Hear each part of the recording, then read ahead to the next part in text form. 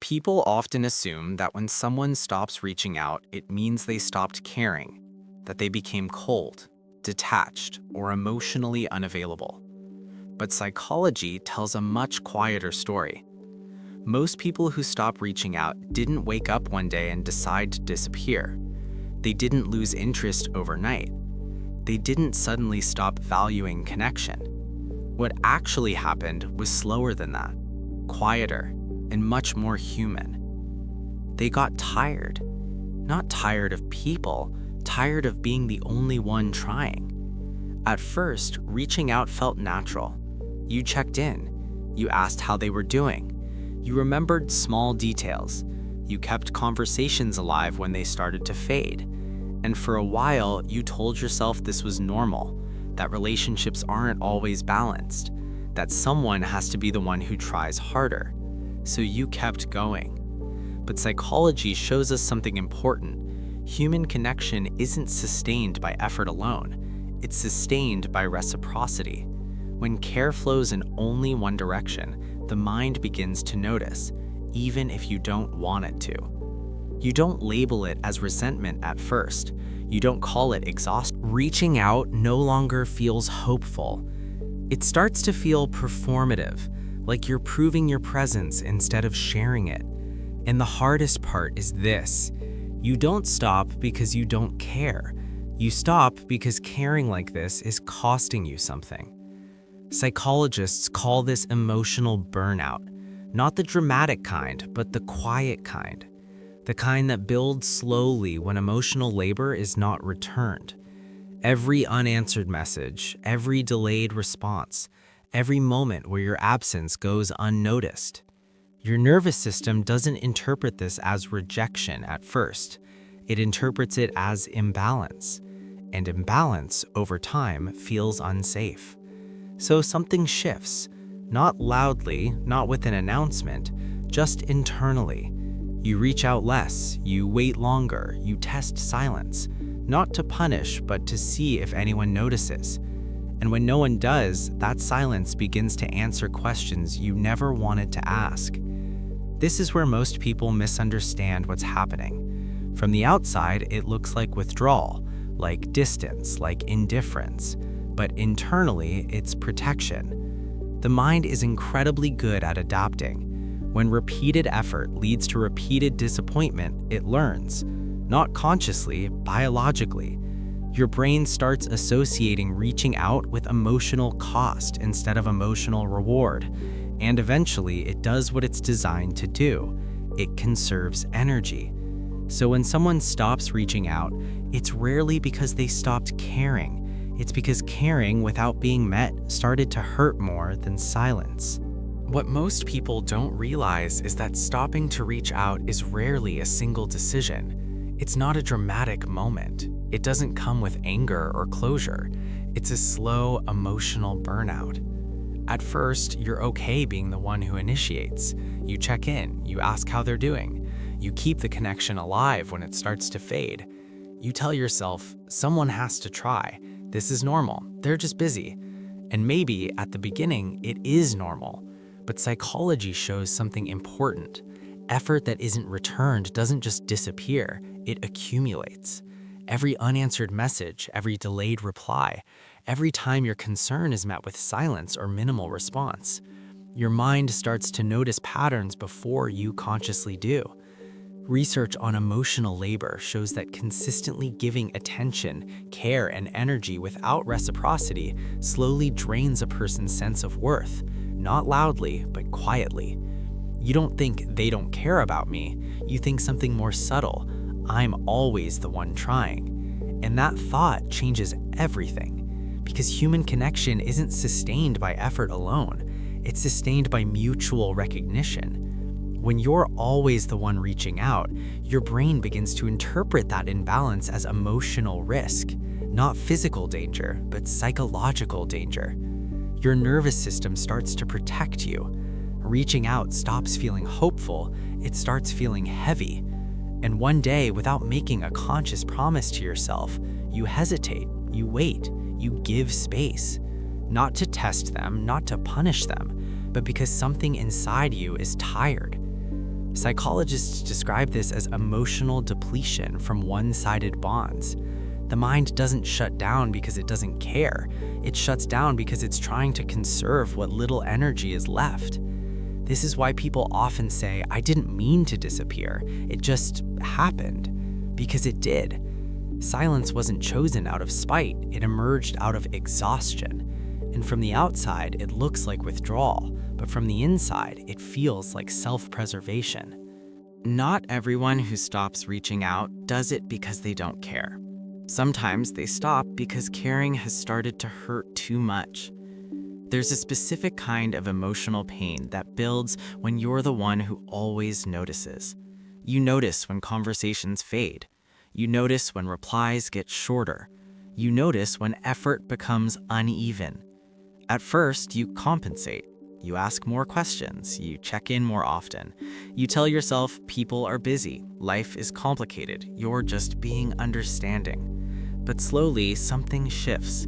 You begin to realize that your presence is optional to them, and your absence changes nothing. Psychologically, this moment is heavy because humans are wired to look for reciprocity, not perfection. We don't need equal effort all the time, but we need to feel that our existence registers. When silence is met by silence, the brain doesn't stay neutral. Research on social rejection shows that being ignored activates the same neural pathways as physical pain. Your body reacts before your mind explains it. You might not think they don't care. Instead, you feel it. A tightening in the chest. A quiet drop in motivation. A reluctance to send that next message. Reaching out starts to feel risky, not because you fear rejection, but because you fear confirmation. Confirmation that you've been carrying something alone. Over time, your nervous system learns something important. Silence hurts less than effort that isn't returned. So you pull back. Not dramatically, not with anger or ultimatums, but gently, quietly, almost subconsciously. From the outside, it looks like distance. From the inside, it feels like self-preservation. There's another layer here, one that often goes unseen. Some people stop reaching out because communication itself has become emotionally overwhelming. For individuals dealing with anxiety, emotional overload, or low self-worth, every interaction carries weight. They don't just send a message, they rehearse it. They analyze tone. They worry about timing. They replay conversations afterward, wondering if they said too much or not enough. Psychology refers to this as anticipatory stress. The interaction hasn't even happened yet, but the body is already bracing for it. So when life becomes heavy, when responsibilities pile up, when emotions feel unmanageable, when they don't have the words for what's happening inside, silence becomes easier than vulnerability. Not because they don't want connection, but because they don't know how to show up without falling apart. For people with avoidant attachment tendencies, this is even more complex. They crave closeness, but their nervous system interprets emotional intensity as danger. When relationships start to feel too demanding, too exposed, too real, their instinct isn't to lean in, it's to shut down. So they withdraw. They stop initiating. They convince themselves they're fine alone, not as a punishment to others, but as a way to regulate themselves. They don't disappear because they're heartless. They disappear because they don't know how to stay without losing themselves. And here's the hardest truth in this part of the psychology. Most people who stop reaching out don't feel relieved at first. They feel conflicted. They miss people. They think about sending that message. They hesitate. They put the phone down. Silence isn't always peaceful in the beginning. Sometimes it's just quieter pain. But slowly, very slowly, that silence starts to feel safer than trying to explain emotions they don't fully understand themselves. And that's when reaching out stops being an option, not because love disappeared, but because protection took its place. At some point, something shifts. Not loudly, not dramatically. No final argument, no clear ending. Just a quiet realization. You notice that reaching out doesn't feel hopeful anymore. It feels depleting. Psychologically, this moment is critical because this is where silence stops being a reaction and starts becoming a boundary. Research on emotional self-respect shows that people disengage not when they stop caring, but when continuing to care begins to erode their sense of dignity. You start to feel it in small ways. You reread your messages before sending them, wondering if you sound needy. You hesitate before checking in, afraid of being ignored again. You downplay your feelings to avoid seeming too much. And slowly, you realize something painful. You're working harder to be accepted than the connection itself is worth. This is where many people misinterpret withdrawal as coldness, but psychology tells a different story. Pulling back is often the first act of self-respect someone has allowed themselves. Studies on relational boundaries show that when people repeatedly experience emotional imbalance, their nervous system begins to associate effort with threat, not physical danger, emotional danger, the danger of rejection, of humiliation, of investing energy where it isn't valued. So the mind adapts. Instead of reaching out and waiting to be disappointed, it chooses quiet. Instead of asking for reciprocity and feeling foolish, it steps back. This isn't bitterness, it's recalibration. You stop explaining yourself to people who don't listen. You stop chasing clarity from people who offer confusion. You stop trying to prove your worth through effort. And here's the part most people don't talk about. This decision often comes with grief, because you're not just letting go of a person, you're letting go of who you were when you believed connection would eventually be mutual. That hurts. But psychology is clear on one thing. Healthy withdrawal is not avoidance, it's alignment. You're aligning your actions with your self-worth.